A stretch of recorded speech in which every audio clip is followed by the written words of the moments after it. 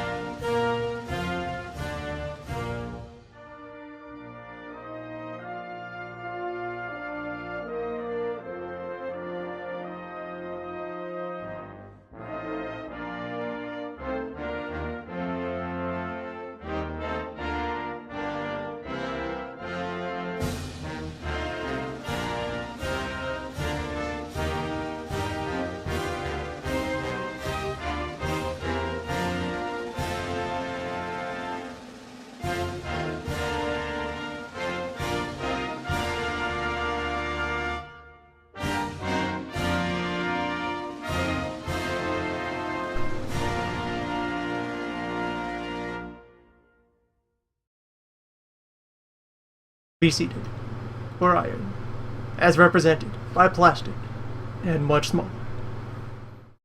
As we resume tech. So previously, assembly is mostly done.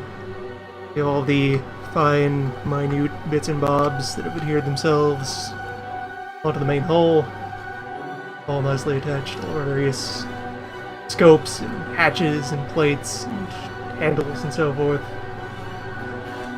Various tools firmly in place. The sponson has remained unjammed and capable of its limited traverse and so forth.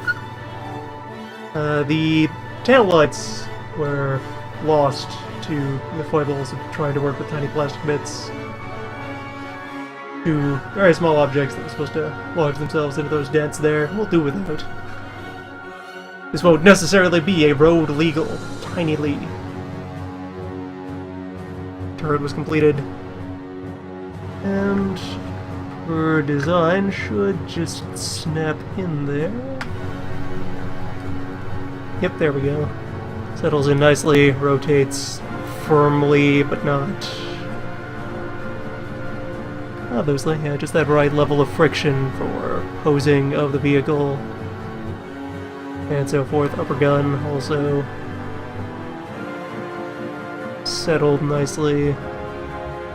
Doesn't really jam up at all. Capable of elevating quite far. I actually wonder if the real turret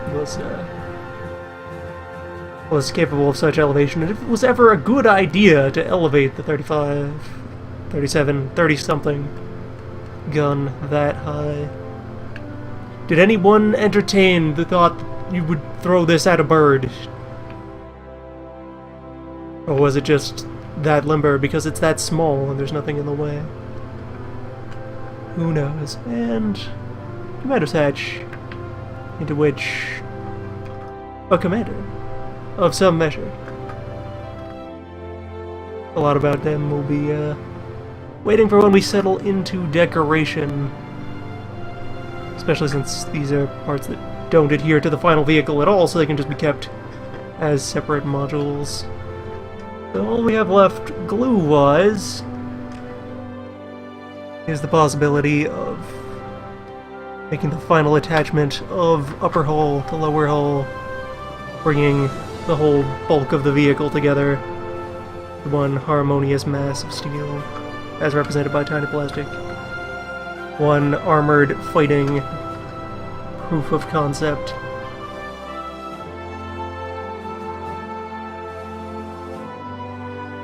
It's looking like nothing is distorted. But doing a quick lay of it all on there. Like, points where I would expect concern to arise would be up front, naturally, where it has to interface with all the other bits and bobs that we've already put on there. That seems to be properly in line. If anything were noticeably twisted or otherwise misaligned, there'd be a lot of gap created on that. There's a little bit of gap there, but that's not beyond our ability to just fill with goo. Or otherwise, maybe with a little bit of bending. Some more firm suggestions of proper alignment. Bending, twisting. That's within persuasion of settling appropriately into place. All's well and good with that. Just a little bit of shuffling around right there has already produced a much tighter fit. So, that is all looking well. Other points of concern would be if the flaps back here, just if those cut too low, then they might interfere with the mobility of the treads once we have those ready to put on. Seems like a fair degree of open space for tolerance of that, so we might be fine. And importantly for future plans, and the one reason that I might have considered putting off assembling the rest of the hull until after we start with decoration, as part of a consideration, is if we flip it over here, you can see there's just an open, hollow expanse that's going to be there underneath. And that's going to be very interesting for decoration, because there's lots of possibilities that are created for customization, but the fact that we have access to this space up here, and relatively reasonable access between the hole for the turret and the gap there, such that even after all of this is cemented down, you could still like get in there with some kind of grip, some sort of grasper or plier, and manipulate things in there. Although having just more open access would probably be preferred for actually implementing the vague suggestions that will continue to, lurk menacingly on the edges of not saying it until it's ready. But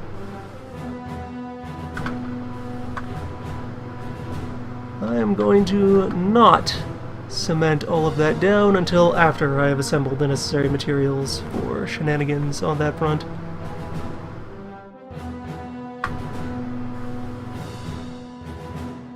For the time being, though, we can just lay it all together and behold, a tank. Moderate size. Third of its kind.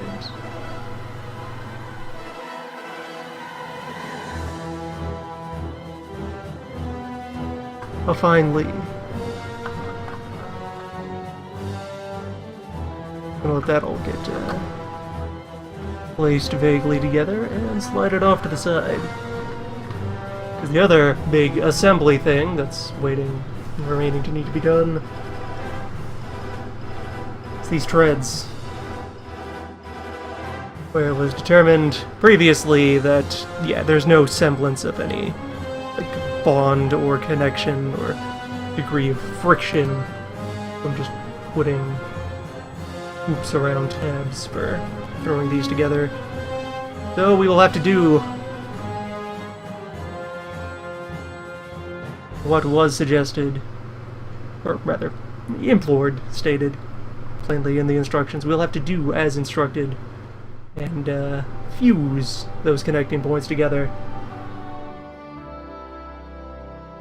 Ideally, I believe I mentioned upon meeting the subject earlier that I would prefer to do this probably with a soldering iron, but the iron that I have is kind of a cheap garbage iron. Most importantly, it doesn't have like a power switch on the body of it, or anywhere else beyond it's plugged in and heating up, or it's not plugged in and cooling off, which would be terrible for the arrangement I have here, where the outlets that are convenient are like under the desk, and heading down to plug or unplug such a thing would pose great hazards.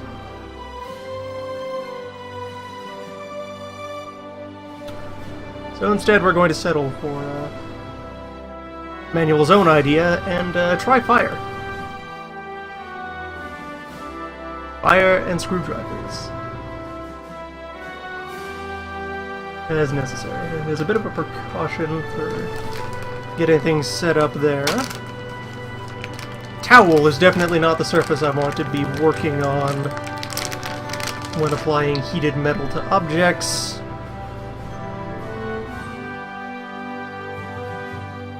So I'm just gonna rip a healthy wad of gunk off the old brick of clay and kind of smooth that out into a bit of a surface, bit of a trough to hold this in while it's being prodded.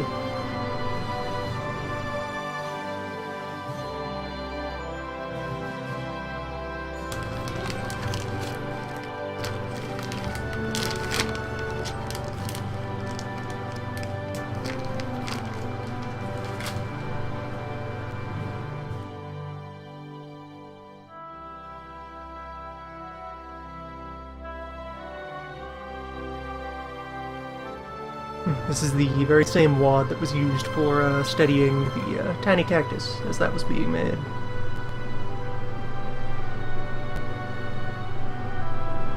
A finely decorated wad.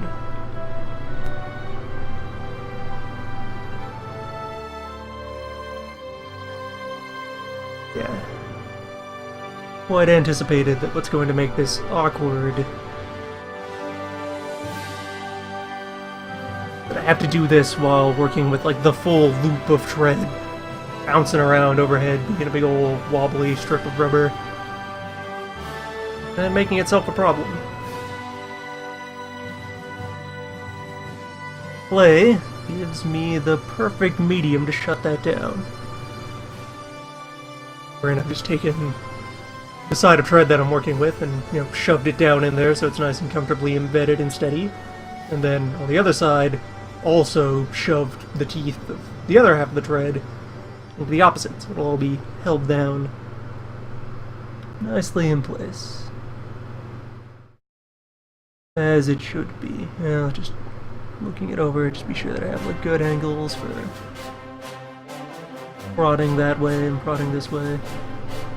Be sure that I can see everything that's happening as it happens.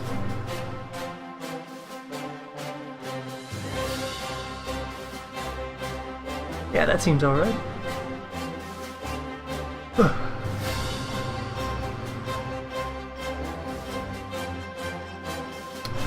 Now the important part. Fire.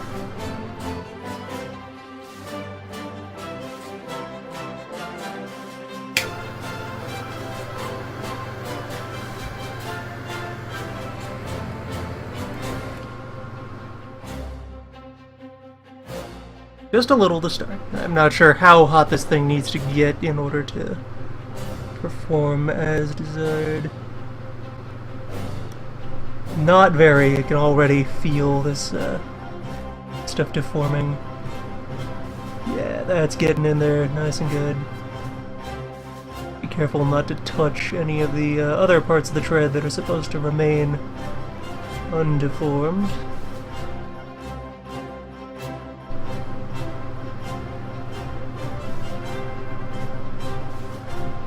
Alright, yeah, I suppose as expected, metal doesn't have high heat capacity, so I got it to the temperature necessary to warp the proper, but then didn't have much staying power. So, once more.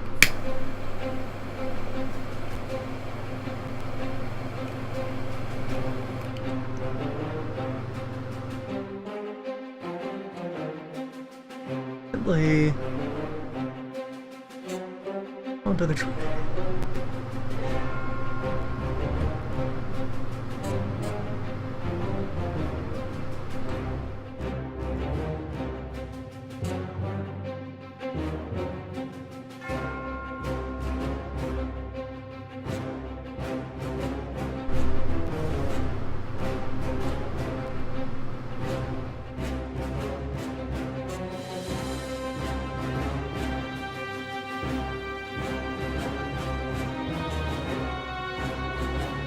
That's looking off to a fair start as we just go in for the camera view.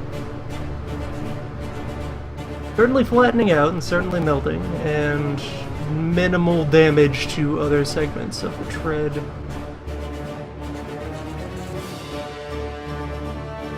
Yep, starting well. Just do one more pass on that one.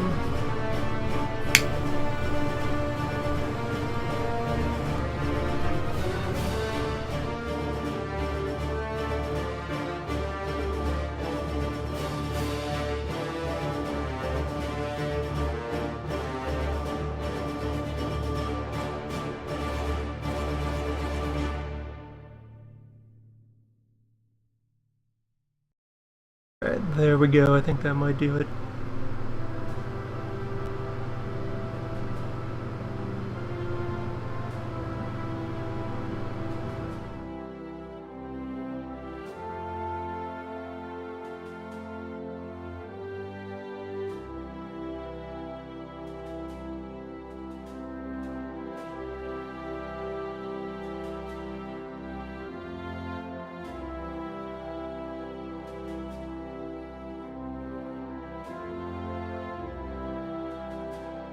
Let's give it a little bit of a test.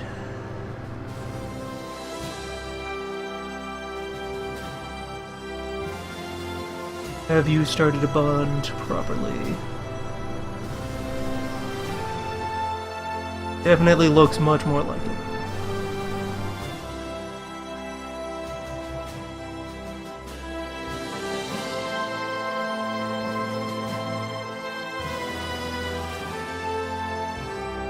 Yep, that's a start. There's still a little bit of a give there. That's definitely more attached than it was before, and should hold up under the moderate tension that'll need to wrap around the wheels. So that's one.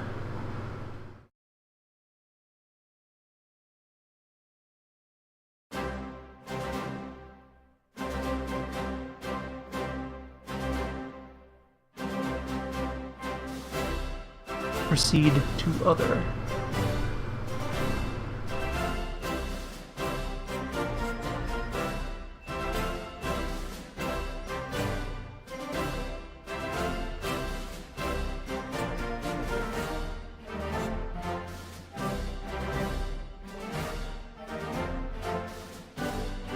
I had no idea what to expect going into this step of the process, and I'm quite satisfied that it's behaving so well.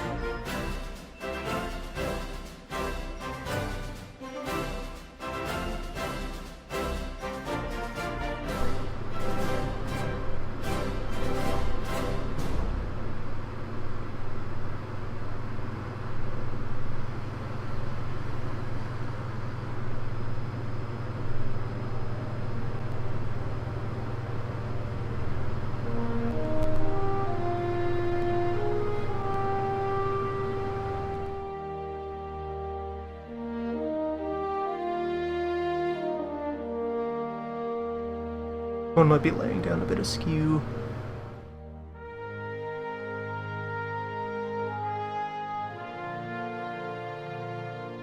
Be cautious when it's time to make things commit.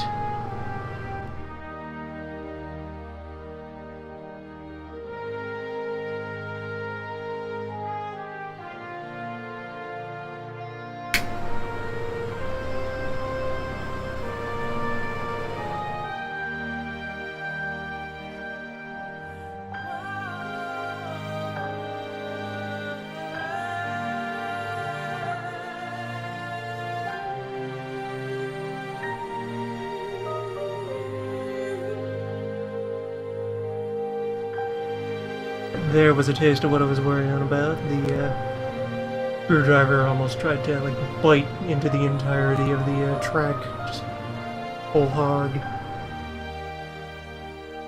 That would have been less than great.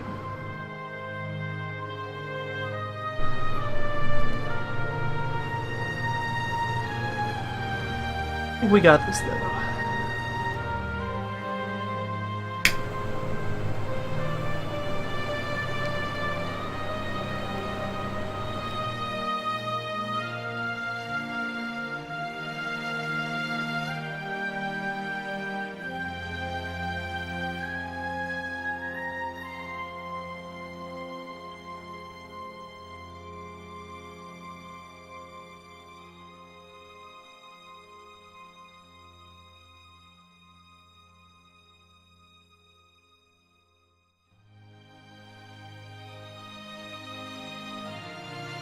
Well, definitely flattened the ends, but I think the result has been a much looser connection on this one than the other.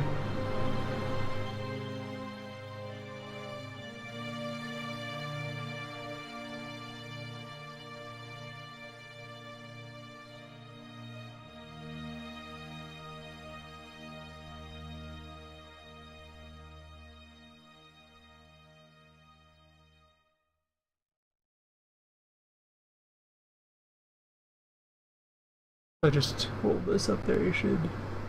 Hopefully, if the camera wants to focus remotely right, you'd see right away that it's kind of lifted up off of there. Maybe if I just have it...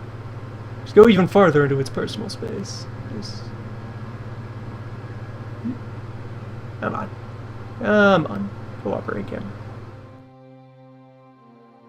Rack is settled in, kind of lifted up from the notch.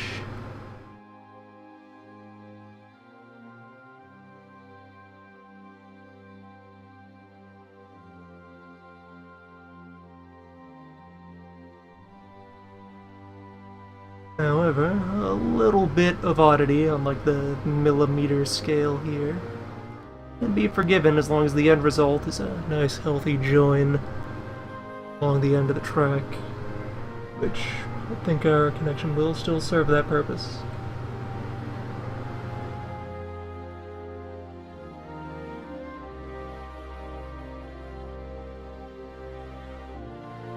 And really, tracks are like the least enduring part of the tank. Tracks get blown off and torn off and jammed and whipped all the time. These will be replaced dozens of times during the hypothetical, imaginary operations of our tiny Lee.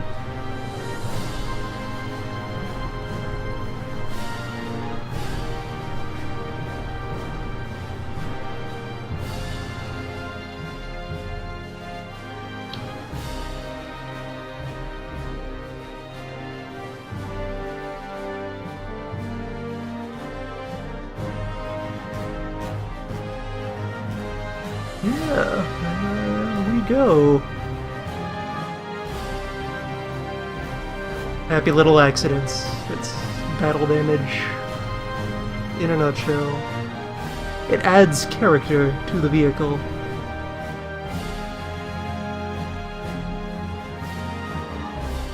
Each missing or warped or malformed piece tells a story. Really, isn't that what the miniature is all about? Narrative in physical form. Before I go, folding the clay back into an indistinct blob. Look at this nice track imprint that's been left here. Let's see if I can get an angle where the like shadows cooperate. Well, there's the one side where the teeth from the inner edge of the excess were biting in. And there's also this nice little footprint.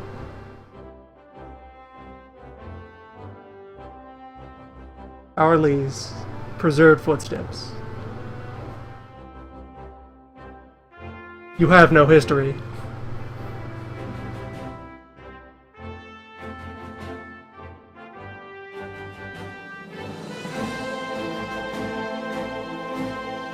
Don't go thinking you have a job here in this army.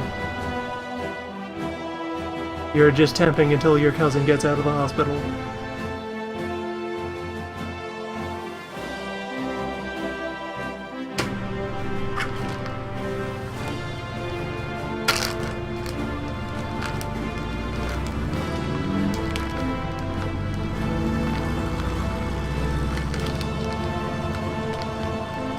So, that was far less of an ordeal than I was anticipating.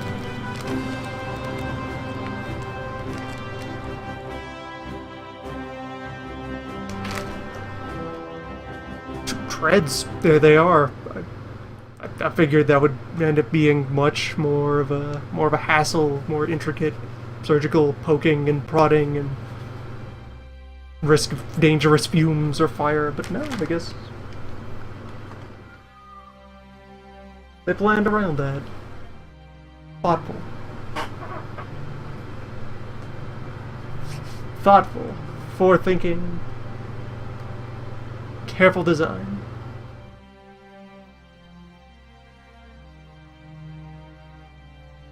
Words strongly associated with the M3 Lee, surely.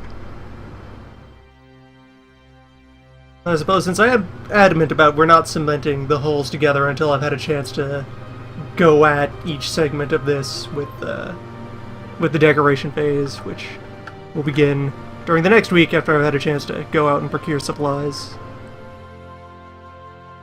So that phase of construction will end up being actually the final phase, as we just even post most of the decoration, just seal all of that together. I mean, look at all this access that we have to the hull, all this surface that we'd be able to make part of our canvas rather than having it isolated. Possibilities all around us. Marvelous. So I guess we could just occupy some time by sorting out how well these treads fit in the current state of the vehicle. This off to the side.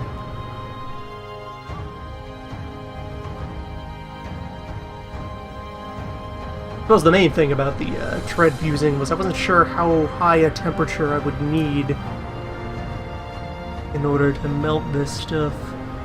Or even not even melt, just warp it was all that was necessary.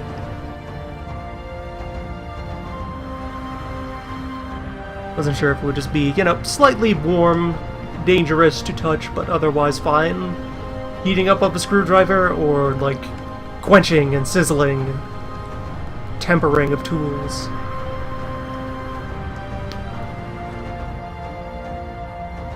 Come on.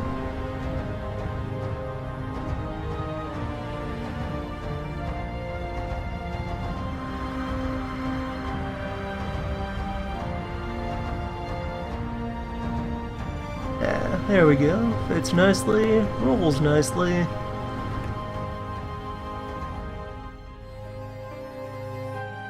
And that tread connection looks to be fitting comfortably. The wheels also spinning quite well.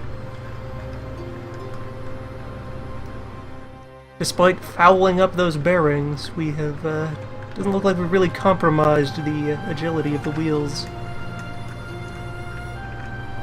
They remain quite functional for purposes of miniature replica.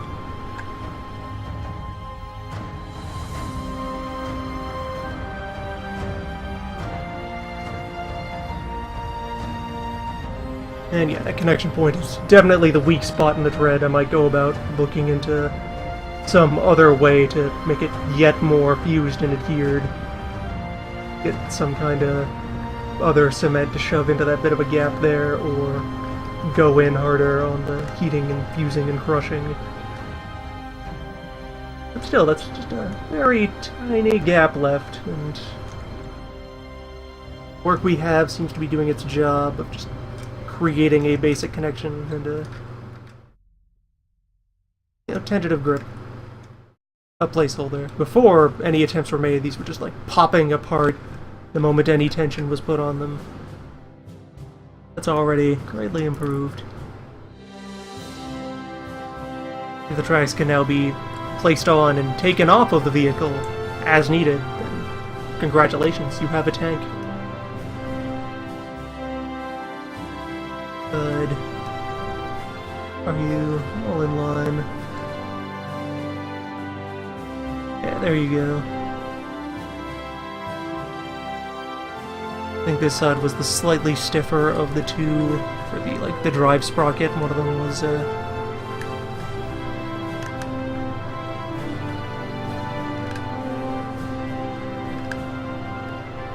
drive sprockets was noticeably more gummed and frictionable than the other.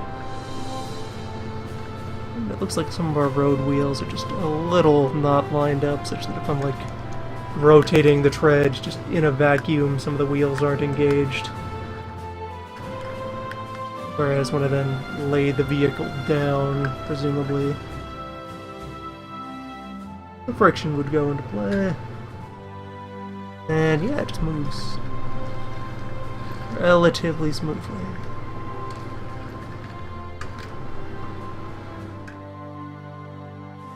Alright, that was the idler wheel on one side breaking off. Not breaking, just popping. These aren't too firmly in place, so I can just Go ahead and deepen the hole here. These were already barely on in the first place, so further adjustment should bring them closer to where they were intended to land. Get them properly lined up. You can, like, even at a glance see with the other tread that stayed on here that it's kind of misaligned. The idler wheel is farther away from the hole than it should be in order to keep everything straight.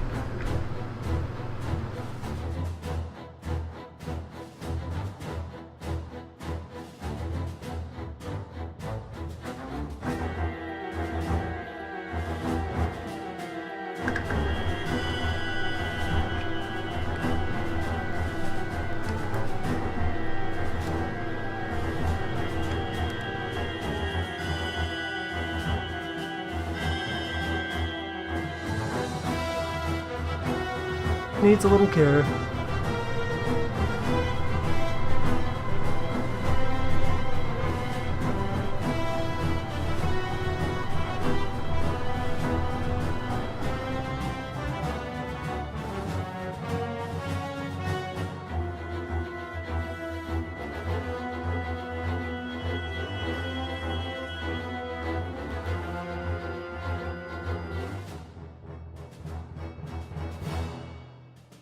The crew are equipped with what I think is a tiny hand drill.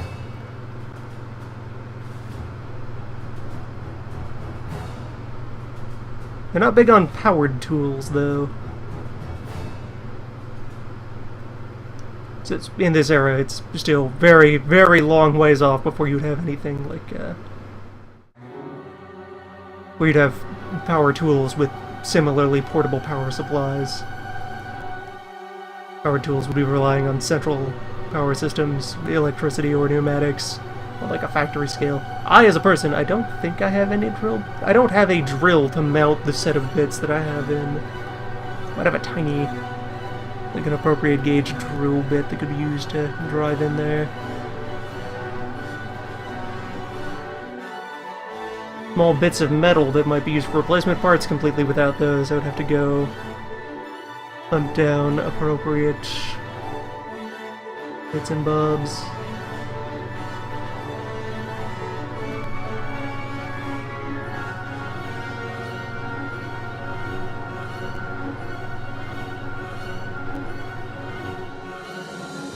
Ideally, I'd like this thing to leave the table with as little re-engineering as possible.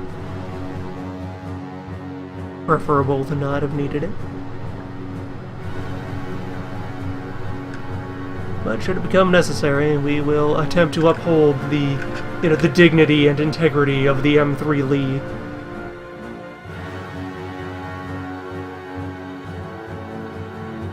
We do have one tail light that did not get well. Actually, wait, are you a tail? No, you're. This is a random scrap of other plastic. This is not the missing tail light, having re-emerged from the depths. Be gone with you. Your name is not on the list of parts.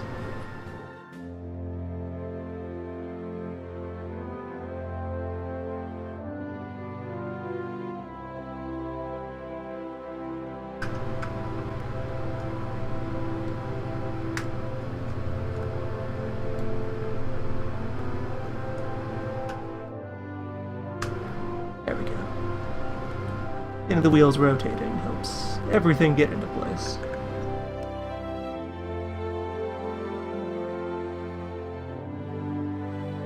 Yeah, the way the treads are sitting, still a bit warped towards the back, but it's something that could continue to be fine-tuned.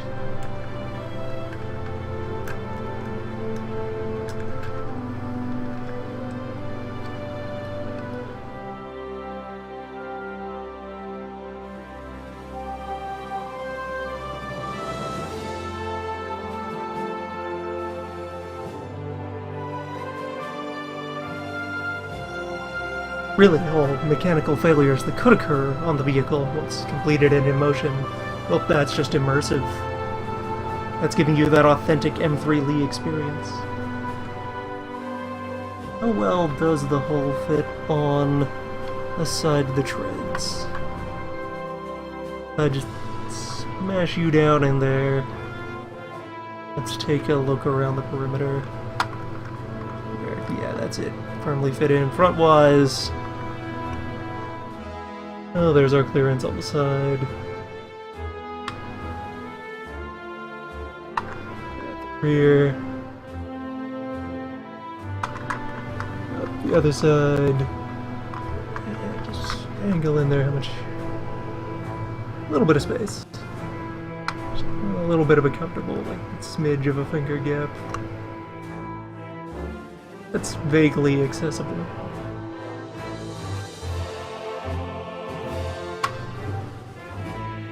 Can certainly be worked with when we get around to decoration.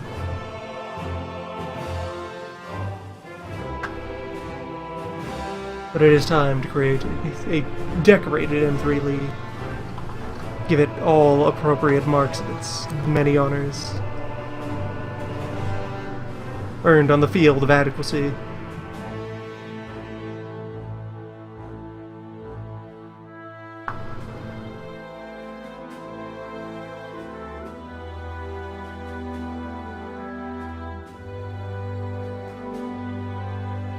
There we are.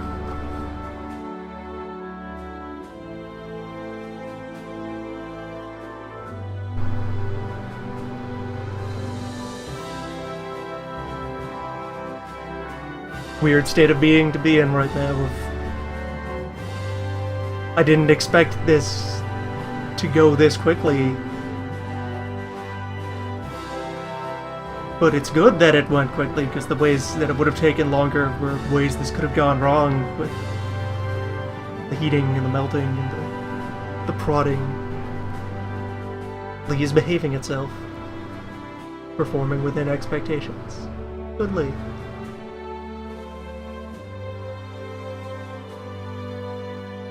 Moderate maintenance.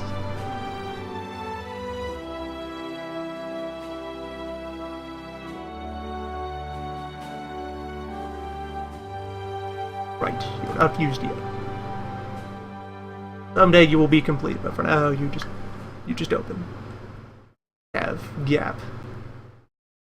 In which, you know, how many...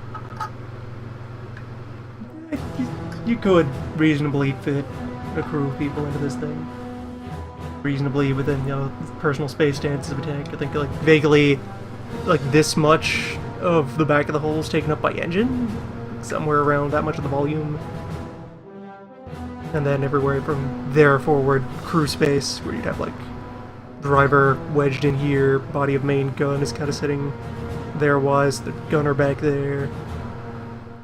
Assistant driver maybe in there. I'd have to go look at what even is the crew of the Lee.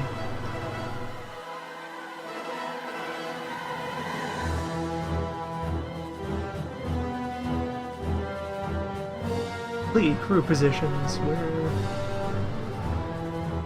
Where are you all sitting? What do you do with this vehicle? Let's find me a helpful diagram.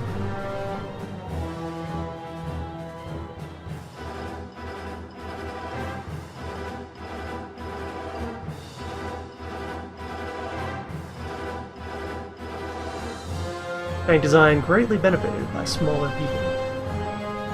If you have many tiny tank operators, you can fit all kinds of them in any hole you want.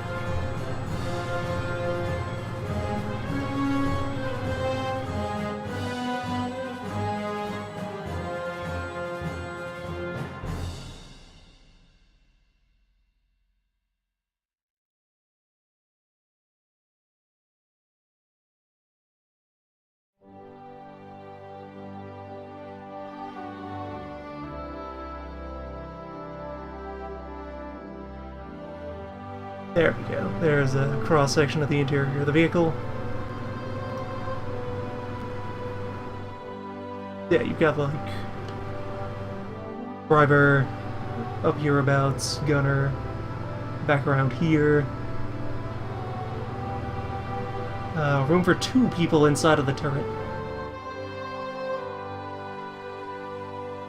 I believe the crew is 6 or 7.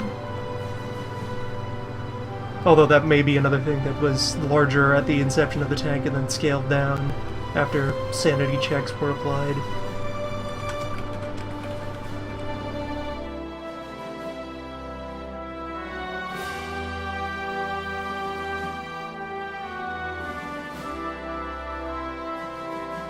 The Lee version used 7 and the Grant used 6.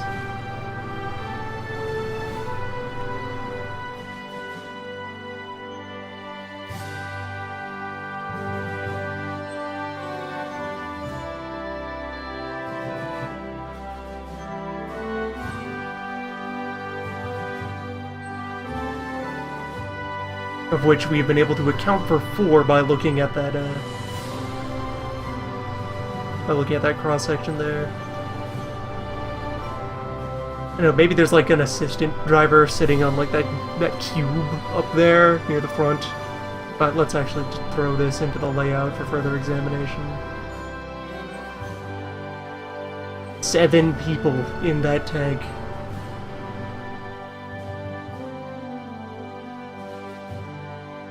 We'll just grab this, toss it up onto the table for more persistent looking at.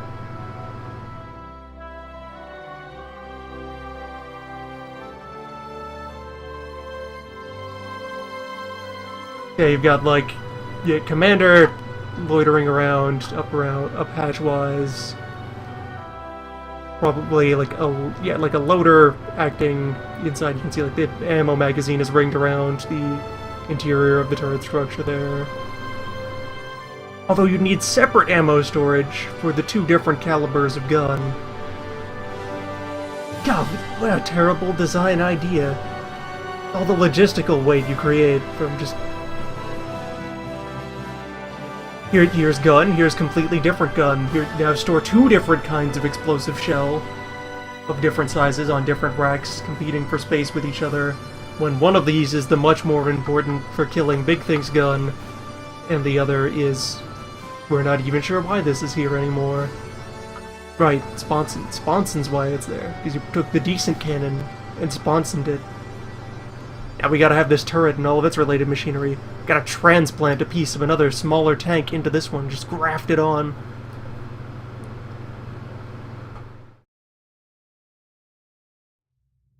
Oh good, keep more ammunition, more high explosive shell. Right under your chair, just stuff it in there, just slip it into the underhand compartment, good. That sounds amazing. Yeah, we got like... yeah, 1 up in the hatch. Gunner, driver, maybe second driver. Loader sitting inside of turret? Maybe? It's semi-transparent, this thing.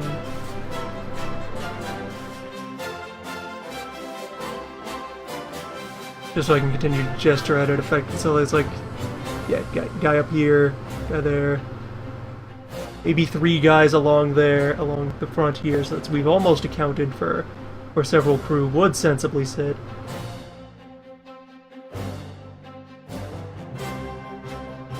What a tank! Maybe there's someone hiding in the back, over this way. Another crewman who just kind of ties themselves to the back with the cable. Lash themselves onto the shuffle section, pressed there.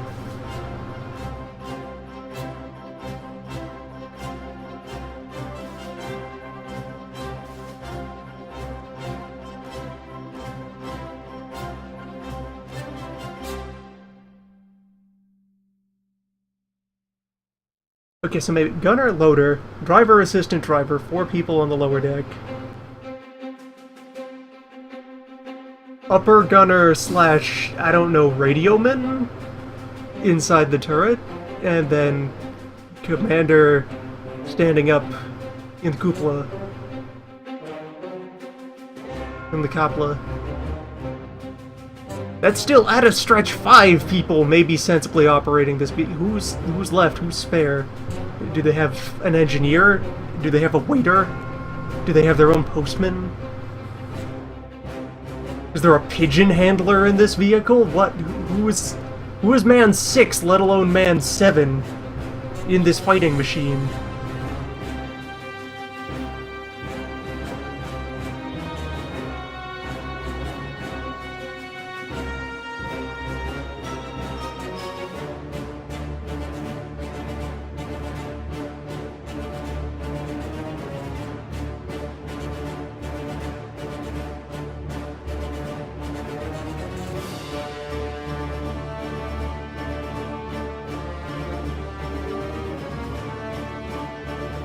Okay, so the 7th position, which was eliminated, was having a separate radio operator. From the early version, did not have the radio mounted up in the turret where the commander has access to it. So they have a separate radioman down here, somewhere crammed into tank body, operating whichever piece of that is a radio.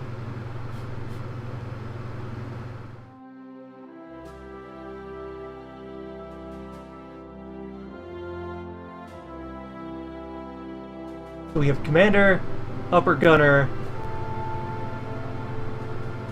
driver, spare driver, gunner, loader. Alright, now now we have it to 6. Okay. We have charted how you Tetris men into this tank.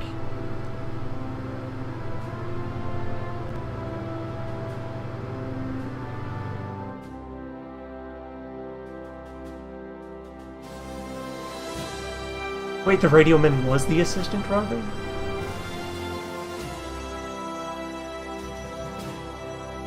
How they get in and out of here is much more sense if there's a door patch on each side of the hole there, over hereabouts and directly to the side of the gun. Entrance is there, so entering and exiting the tank sensible, from the top or from the sides. That all works out. That adds up. They just did not know what to do with it. Let's go look up a Sherman layout just for comparison there.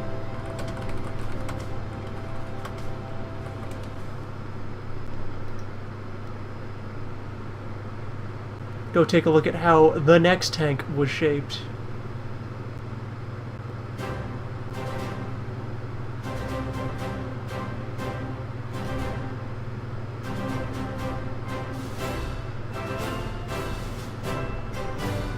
For example, perhaps everyone had a chair.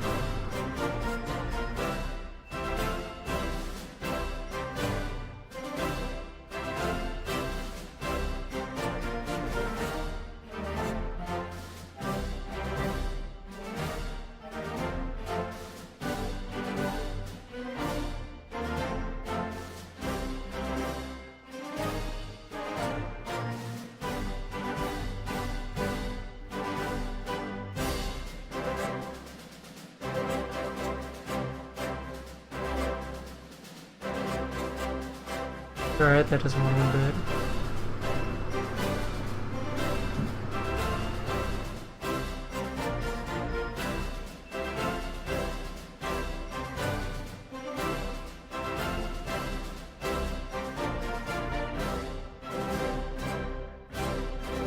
So for reference, the Sherman trims down to a crew of 5, commander, gunner, loader, driver, assistant driver. So already recognition that they had far too many bodies in the vehicle.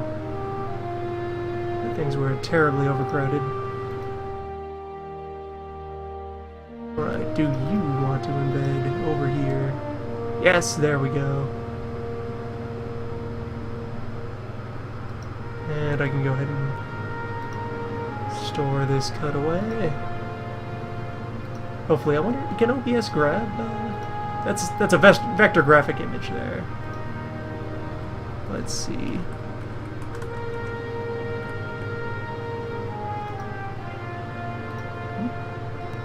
You play nice with SVGs, very good. Let's put away that Lee abomination and just Oh yes, we have crew layout of there's 2 folks up here next to each other, driver and other driver. Guy wedged in the middle there who passes ammunition. And then up top you have up top you have gunner. And then back here you have, or maybe forward would be commander and behind him is loader. Something like that. But you have 3 up high working turret-wise. Then you have 2 way down in the depths. Loader is probably more central, since they need to be passing things around, whereas commander is routinely poking their head out of the top to survey the scene and make decisions. There are numbered labels on it that I can use to yeah, there's a guide here of what is what. Here, let's see.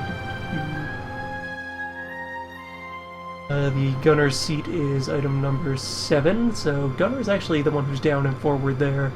Yeah, I suppose that makes sense. It's, there's like, yeah, the optics for aiming the gun are up around here. Those are then feeding down to a convenient layer for the gunner. And the seat behind them.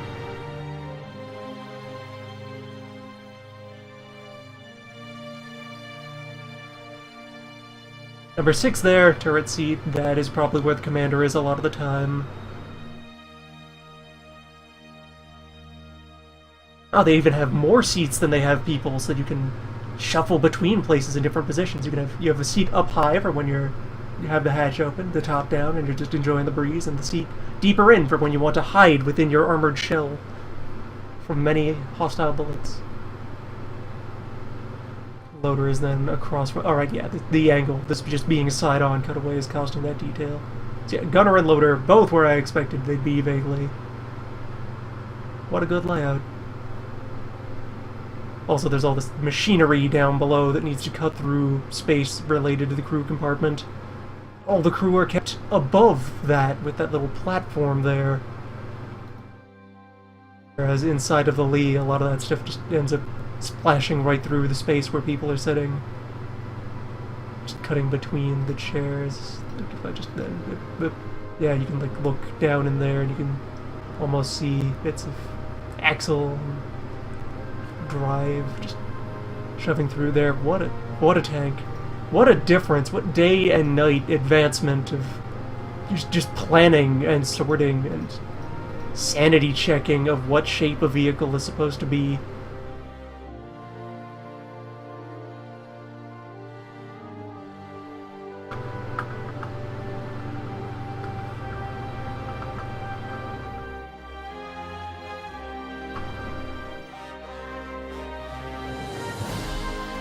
The Mark III medium roughed draft.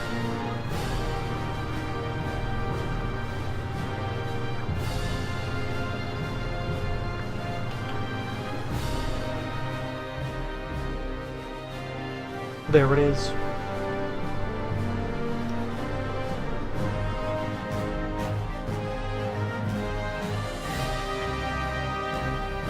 Yeah, just kind of deep shrug here. I don't have much further. We could go fishing for more digressions to just ramble and discuss what we have here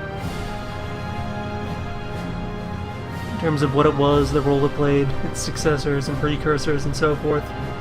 As far as building progress, we're done for now. It's there. Nice and steady and firm and sponsored. There's surfaces I could start sanding, maybe, just to even out some of the weird splashes that were left on the surfaces by glue and so forth as it was being settled around.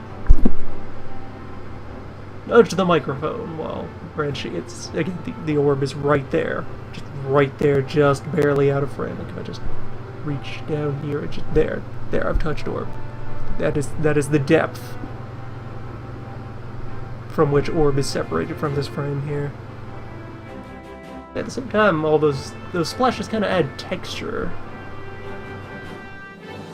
There's like at least a couple of the points where the places where the cement is joining the hull almost kind of vaguely resemble like shitty welding, which is exactly what I would hope to see along the edges of our lovely medium underdog.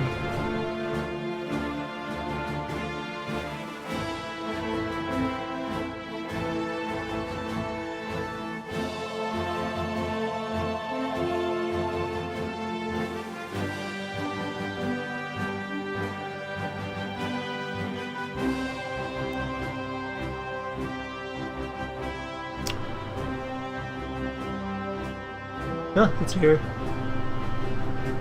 A tank.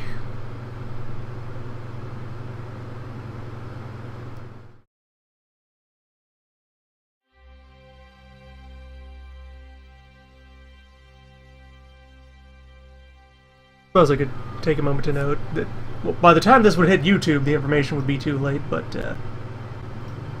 for those here viewing live, the fusing and mounting of treads and structural completion of the Lee. This is being recorded just a little shy of the verge of the cutoff point for when confirmed backers over Yewas will be entered into the raffle for the other model that was already boat raffle. It will be occurring soon. King George, Prince Wales. Beta test of entire model building thing. It will soon have the competition begin to determine where it will go, where it will settle, find its new port of call. Boat soon. Tank. Also soon, but different phases of it are soon. Tank nearer to now. And my, this has been quick for getting this thing together. I think if I go back and like compare sessions and work time and so forth, this progressed much more smoothly than the other one. This is week 4, and we barely took any time at all to finish what was left of the building tasks. It's like 3 and a tenth, 3.2, 3 1/3 sessions for a tank to just be built, and if I were already prepared and supplied, we could have been spilling directly over into decorating right away. But there are more things to do. As I continue idling and adding for time, feeling like, damn, do I really want to cut this so soon, just because I'm out of thing to do? Is that the internet entertainment way? To stop doing something just because you're out of things to say?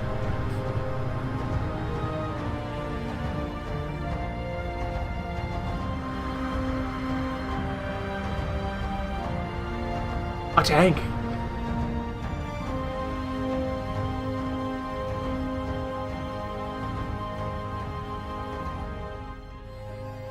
Yeah, this is the one. Thrown together well. We'll see how long it will take to art it up to appropriate standard, as long as I can remember to sort out the appropriate time to go logistic up bits for plans.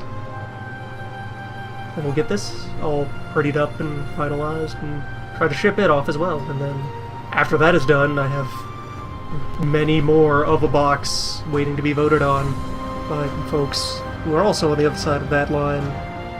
This line over here that is on the edge of the desk, but also that metaphysical line that is contribution to the thing.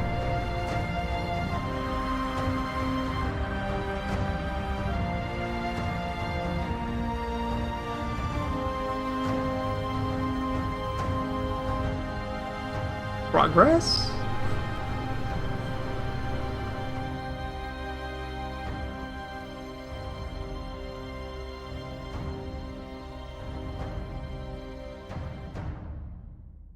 Tank.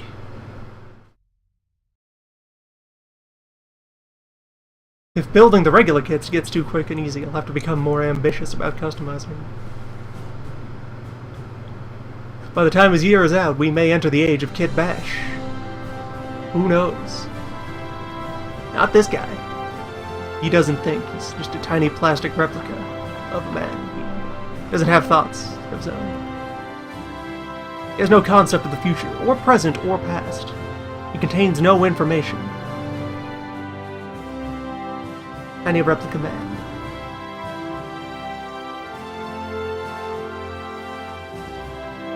This time for real. We're done here. Good tank. Time up over chill for the yeah. Nice to see everyone who came out here. Nice to kind of retroactively, metaphysically see the number that will rise of people who will view this afterwards.